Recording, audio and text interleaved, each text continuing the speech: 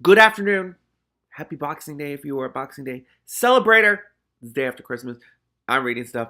I just brewed another batch of tea.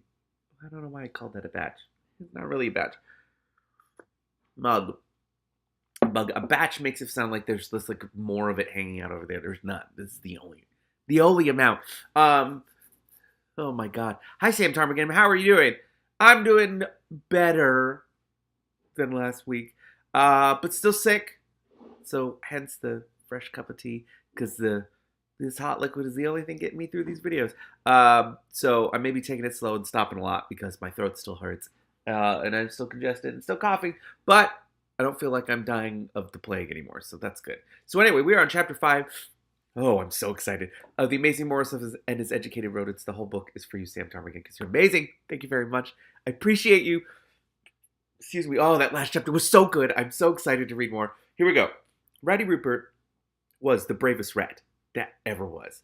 Everyone in Furry Bottom said so. From Mr. Bunsey Has an Adventure. Darktan was in a tunnel several streets away, hanging from 4 bits of string attached to his harness. They were tied onto a stick, which had been balanced like a seesaw on the back of a very fat rat. 2 other rats were sitting on either end, and several other rats were steering it. Darktan was hanging just above the teeth of the big steel trap that completely filled the tunnel. He squeaked the signal to a stop. Oh God, it's like a rat heist. Um, oh my God, the stick vibrated a little under his weight. I'm right over the cheese, he said. Smells like Lonker Blue Vein, extra tasty. Not been touched, pretty old too. Move me in about 2 paws. Oh, there's a footnote. I caught it. Rat measurement about an inch. That's adorable. The stick bounced up and down as he was pushed forward. Careful, sir, said one of the younger rats who crowded the tunnel behind the trap disposal squad. Darktan grunted and looked down at the teeth, an inch away from his nose. He pulled a short piece of wood out of one of his belts. A tiny sliver of mirror had been glued to the end of it. You lot move the candle this way a bit, he commanded. That's right. That's right, let's see now. He pushed the mirror past the teeth and turned it gently. Well, just as I thought. It's a Prattle and Johnson little snapper, sure enough. One of the old MK3s, but with the extra safety catch. It's come a long way. Okay, we know about these, don't we? Cheese for tea, lads. There was nervous laughter from the watchers, but a voice said, Oh, they're easy. Oh, God. Who said that? Asked Darktan sharply. There was silence. Darktan craned his head back. The young rats had carefully moved aside, leaving one looking very, very alone. Ah, nourishing, said Darktan, turning back to the trap's trigger mechanism. Easy, is it? Glad to hear it. You can show us how it's done, then. When I said easy, Nourishing began, I meant Inbrine showed me on the practice trap, and he said, No need to be modest, said Darktan, a gleam in his eye. It's all ready. I'll just watch, shall I? You can get into the harness and do it, can you? But I couldn't see too well when he showed us, and now that I come to think about it, and I shall tell you what, said Darktan. I'll work on the trap, shall I? Nourishing looked very relieved. And you can tell me exactly what to do, Darktan added. Nourishing began. Now she looked like a rat prepared to rejoin the whittling squad really quickly. Jolly good, said Darktan. He carefully put his mirror away and pulled a length of metal out of his harness. Excuse me. He prodded the trap carefully. Nourishing shuddered at the sound of metal on metal. Now, where was I? Oh yes, here's a bar and a little spring and a catch. Now, what shall I do now? Or what shall I do now, Miss Nourishing? Nourishing stuttered. Things are creaking here, Miss Nourishing, said Darktan from the depths of the trap. You wedged the thingy? Which one is the thingy, Miss Nourishing? Take your time. Whoops, this bit of metal is wobbling, but don't let me hurry you in any way. You wedged the thingy, the thingy.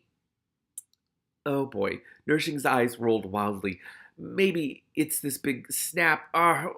Nourishing fainted. It's a very intense job.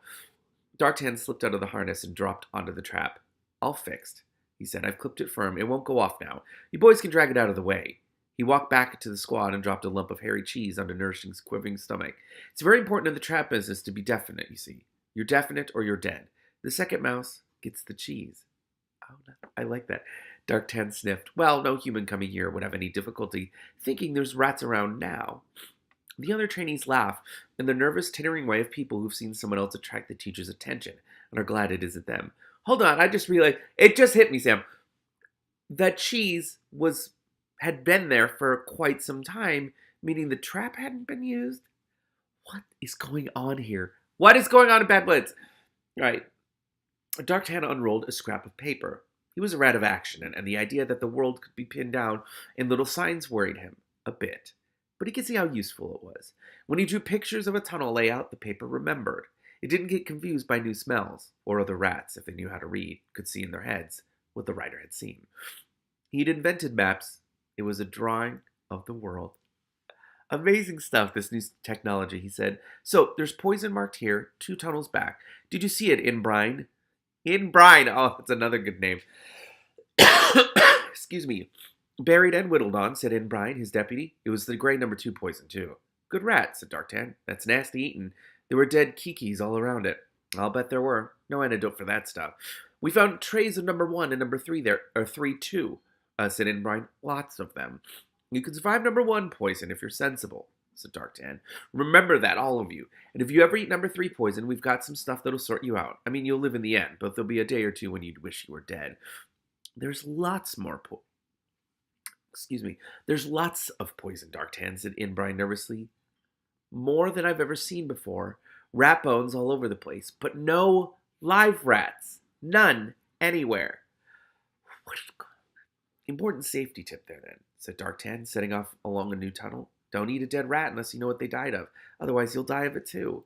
Dangerous Beans says he thinks we shouldn't eat rats at all, said In Brine. Yeah, well, maybe, said Dark-Tan. But out in the tunnels, you have to be practical. Never let good food go to waste, and someone wake up nourishing. A lot of poison, said In Brine, as the squad moved on. They must really hate rats here. Rats that no one's seen. At this point, has anyone even seen a rat who lives in the city? Excuse me. Dark-Tan didn't answer. He could see people were already getting nervous. There was a smell of fear in the rat runs. They'd never come across so much poison before.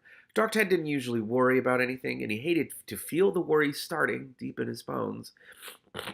Excuse me. A small rat, out of breath, scurried up the tunnel and crouched in front of him. Kidney, sir. Number 3 heavy whittlers, it burst out. We found a trap, sir, not like the usual sort. Fresh walked right into it. Please come. Oh, boy. There was a lot of straw in the loft over the stable, and the heat of the horses coming up from below made it quite snug. Switching over to Keith and more. Oh, I need to know. Keith was lying on his back, staring at the ceiling and humming to himself. Maurice was watching his lunch, which was twitching its nose. Right up until the time he pounced, Maurice looked like a sleek killing machine. It all went wrong just before he jumped. His rear rose, it waggled faster and faster from side to side, his tail slashed at the air like a snake, and then he dived forward, claws out. Squeak! Okay, here's the deal, said Maurice to the shivering ball in his claws. You only have to say something, anything. Let me go, maybe, or even help. Squeak does not cut the mustard. It's just a noise. Just ask, and I'll let you go. No one can say I'm not highly moral in that respect. Squeak! Screamed the mouse. Fair enough, said Maurice, and killed it instantly. He carried it back to the corner, where Keith was now setting up in the straw and eating a pickled beef sandwich. It couldn't talk, said Maurice hurriedly. I didn't ask you, said Keith. I mean, I gave it a chance, said Maurice. You heard me, right? I only had to say it didn't want to be eaten. Good.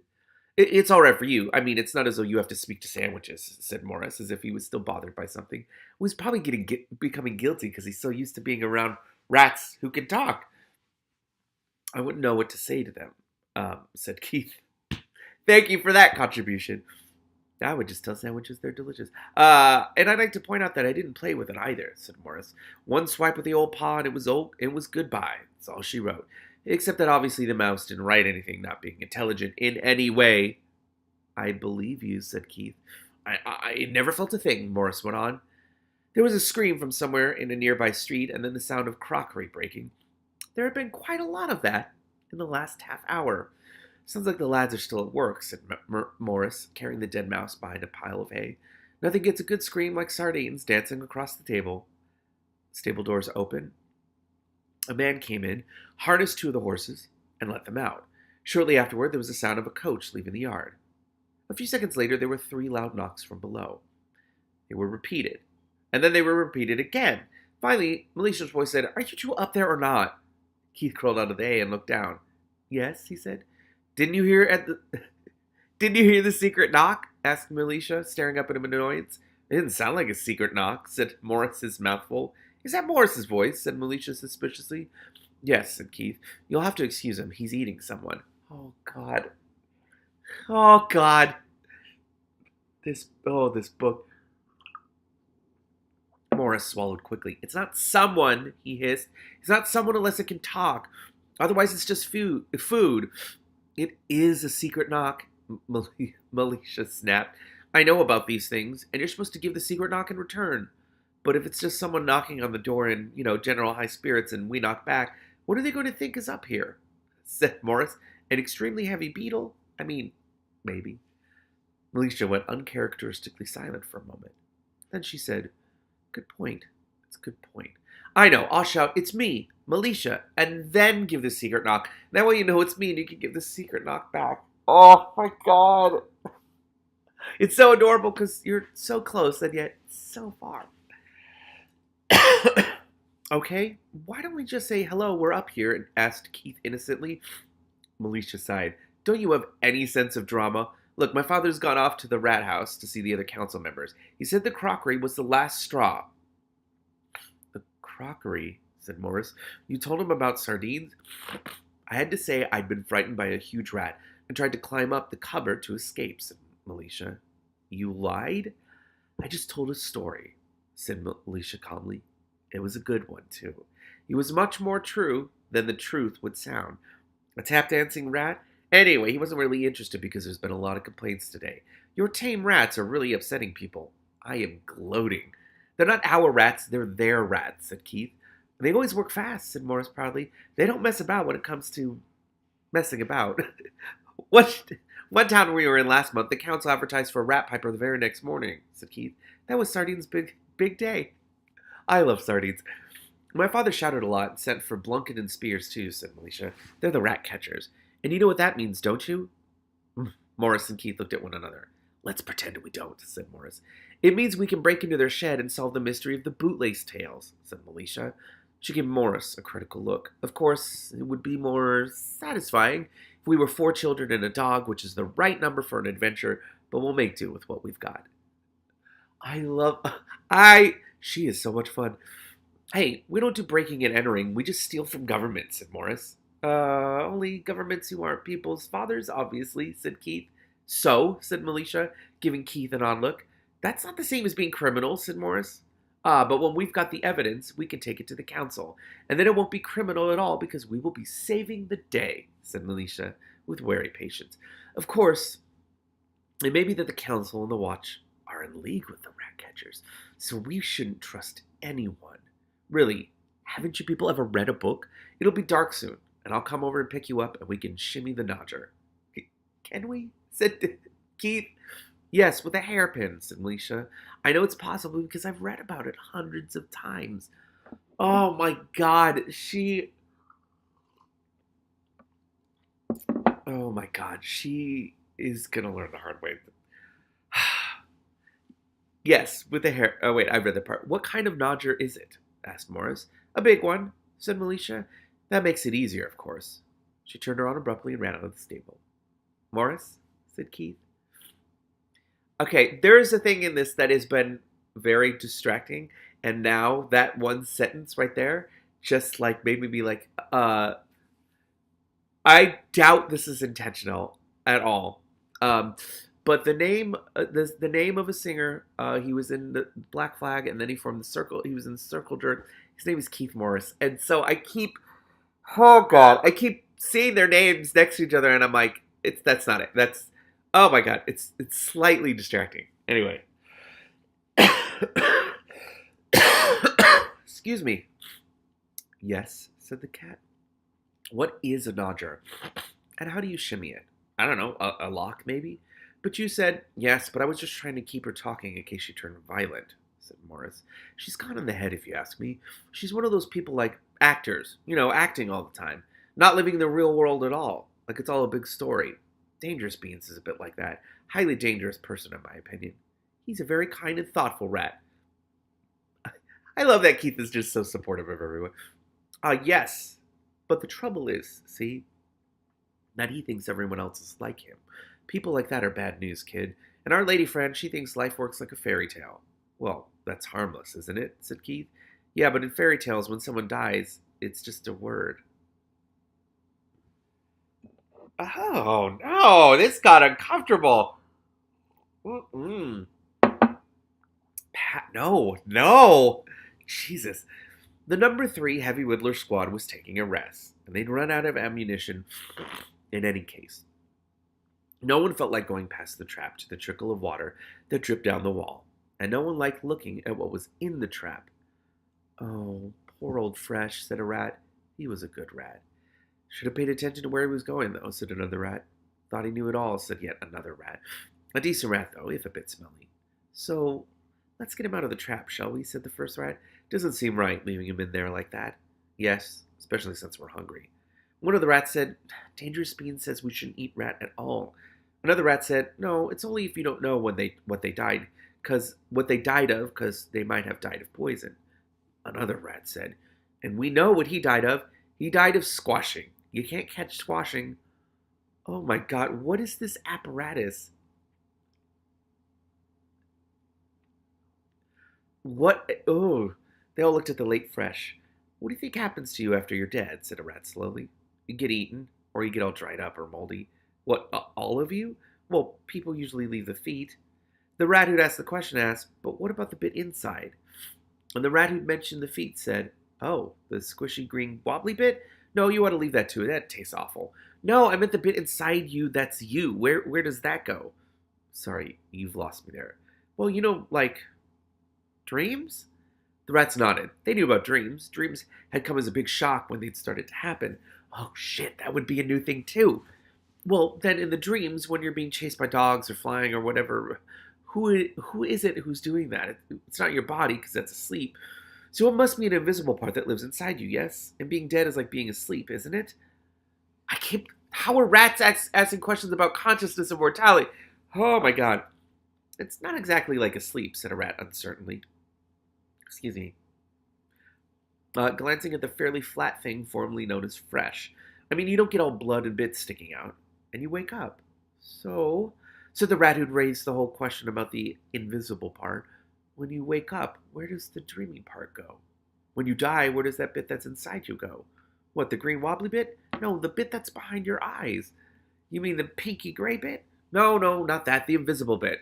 How would I know? I've never seen an invisible bit. Oh my God. This conversation could go in circles for hours. All the rats stared down at Fresh. I don't like this kind of talk, said one of them. It reminds me of the shadows on the candlelight. Another one said, did you hear about the bone rat? It comes and gets you when you're dead, they say. They say, muttered a rat. They say there's a big rat deep under the ground who made everything, they say. So it made humans too? Must be really keen on us to go and make humans too, huh? How do I know? Maybe they were made by a big human. Oh, okay. Now you're just being silly, said the doubting rat who was called Tomato. I love all their names, Sam. Okay, but you've got to admit that everything couldn't have just, turned up, could it? There's got to be a reason. And when Dangerous Bean says there's things we should do because they're right, well, who works out what's right? Where does right and wrong come from? They say if you've been a good rat, and maybe the big rat has got this tunnel full of good eating, that the bone rat will take you to... But Fresh is still here. And I ain't seen a bony rat, said Doubting Tomato. But they say you only see it if it's coming for you. Oh? Oh? Said another rat. I'm realizing we haven't seen the Death of Rats yet. Is the Death of Rats going to show up in this? I kind of hope so. Oh, said another rat, nervous to the point of mad sarcasm. So how did they see it, eh? Tell me that. Life's bad enough as it is without having to worry about invisible things you can't see. All right. What's been happening? The rats turned, suddenly incredibly pleased to see Darktan scurrying up the tunnel. Darktan pushed past. He'd brought nourishing with him. It was never too soon, he said, for a member of the squad to find out what happened to people who got things wrong. I see, he said, looking at the trap. He shook his head sadly. What do I tell everyone? Not to use tunnels that haven't been marked clean, sir, said Tomato. But Fresh, well, he never was a good listener, and he was keen to get on with it, sir. Excuse me. D'Artagnan examined the trap and tried to keep his face fixed, an expression of confident purpose. It was hard to do it, though. He'd never seen a trap like it. It looked like a really nasty one, a squeezer rather than a chopper. It had been put where a rat hurrying to the water would be bound to trip it. He's not going to do any more listening now, that's for certain, he said. Face looks familiar, apart from the bulging eyes and the tongue hanging out, that is. Oh, you talked to Fresh and the Mustard this morning, sir, said a rat. Told him he was raised to be a whittler, and to get on with it, sir. D'Artagnan's expression remained blank. Then he said, We've got to go. We're finding a lot of traps all over. We'll work our way back to you. No one is to go any further along that tunnel. Understood? Everyone say, Yes, D'Artagnan. Yes, D'Artagnan, the rats chorused. What if you stand guard, said D'Artagnan. There could be more traps up that way. What shall we do with Fresh, sir, said Tomato. Don't eat the green wobbly bit, said D'Artagnan, and hurried off. Traps, he thought. There were too many of them, and too much poison. Even the experienced members of the squad were getting nervous now. He didn't like to come across unknown things. You found out what unknown things were when they killed you. The rats were spreading out under the town, and it was like no other town they'd found. The whole place was a rat trap. They hadn't found a single living kiki, not one that wasn't normal. Everywhere had rats. When you got humans, you got rats. And on top of everything else, the young rats were spending too much time worrying about things you couldn't see or smell. Shadow things. D'Artagnan shook his head. There was no room in the tunnels for that sort of thinking. Life was real, life was practical, and life could get taken away really quickly if you weren't paying attention. He noticed Nourishing looking around and sniffing the air as they trotted along a pipe. That's right, he said approvingly. You can't be too careful. Never rush in. Even the rat in front of you might have been lucky and missed the trigger. Yes, sir. Don't worry too much about Fresh, though. He did look awfully flat, sir. Fools rush in, Nourishing. Fools rush in. D'Artagnan could sense the fear spreading. It worried him. If the changelings panicked, they'd panic as rats. And the tunnels in the city were no place for a terrified rat to be running. But if one rat broke ranks and ran, then most of them would follow. Smell held sway in the tunnels. When things went well, everyone felt good. When fear arrived, it flowed through the runs like floodwater. Panic in the rat world was a kind of disease that could be caught too easily. Things did not get any better when they caught up with the rest of the squad. This time, they'd found a new poison. What is going on? Oh my god. Not to worry, said D'Artagnan, who was worried. We've come across new poisons before, right? Not for ages, said a rat. Remember that one in Scrote with the sparkly blue bits? It burned if you got it on your feet. People ran into it before they knew. They've got that here. Oh god, you've better come and see. What is going on? In one of the tunnels, a rat was lying on its side. Its feet were curled up tight, like fists. It was whimpering. D'Artagnan took one look and knew that, for this rat, it was all over. It was only a matter of time. For the rats back in Scrote, it had been a matter of horrible time. I could bite her in the back of the neck, a rat volunteered. It'd be all over quickly. It's a kind thought, but that stuff gets into the blood, said D'Artagnan. Find a snapper trap that hasn't been made safe. Do it carefully. Put a rat in a trap, sir? Said Nourishing. Yes, better to die fast than slow. Even so, it's... The rat who volunteered to do the biting started to protest. The hairs around D'Artagnan's face stood out. He reared up and showed his teeth. Do what you're told, or I'll gnaw you, he roared. The other rat crouched back. All right, D'Artagnan. All right. This is getting dark. Oh my god. And warn all the other squads, D'Artagnan bellowed. This isn't rat catching, this is war. Everyone's to pull back smartly. No one touch nothing. We're going to... Yes, what is it this time? A small rat. Oh my god, I can feel my voice fading out. A small rat had crept up to D'Artagnan. As the trap hunter spun around, the rat crouched hurriedly, almost rolling on his back to show how small and harmless he was. Please, sir, he mumbled. Yes? Oh, shit.